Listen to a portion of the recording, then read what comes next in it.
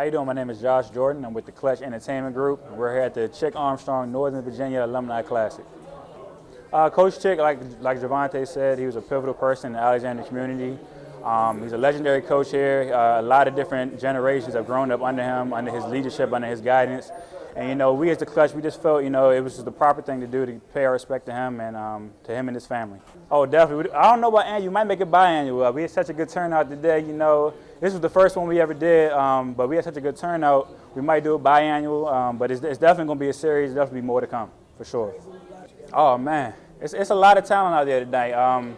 We have a few Division I players, Division II, all types of players from the NCAA. One of my favorite players actually is Anthony Wimbush. He played at Loyola. He just graduated a couple years ago. We have Glenn Andrews here. He played for Tulsa. He played for Howard University. We have Travis Berry. We got Randy Haynes, who actually just won a state championship with Potomac High School last year. So it's definitely a good mix of talent out here, and it's definitely going to be an exciting game.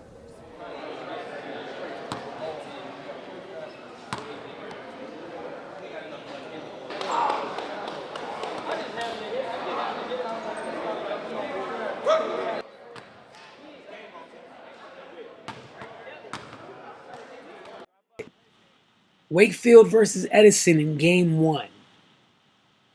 Wakefield got off to an incredibly hot start, in part because they chose to play basketball by threes and threes only. Edison found themselves down by double digits early, and turnovers like this definitely didn't help. Here, Wakefield has numbers, but they decide to settle for the George Johnson triple in transition. Theo Spalding heads to the line.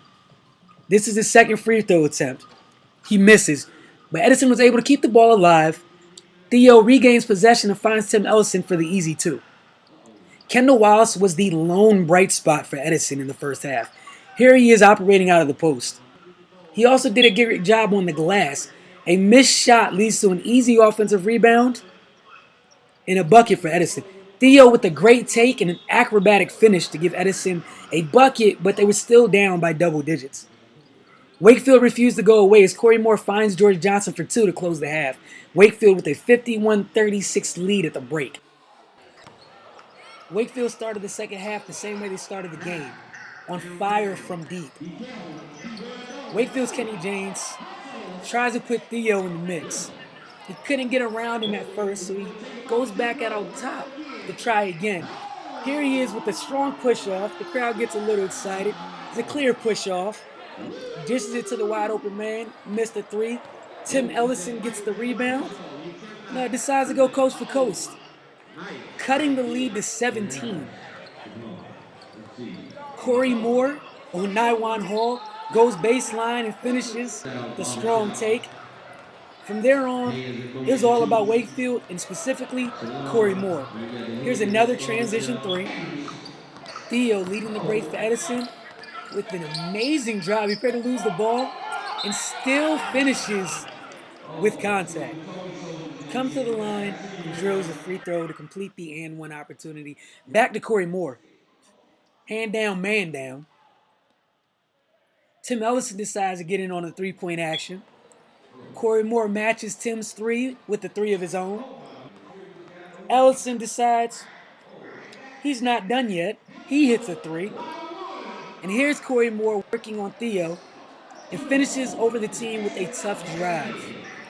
Moore continued to cook. Here he is for a rather ignorant three-point attempt, which also dropped. Moore in transition, continue the Wakefield tradition of transition threes. Again, with the step-back three. Moore's outstanding second half helped Wakefield rout Edison. Moore won player of the game. Unfortunately, we weren't able to stay for the second game of this wonderful event.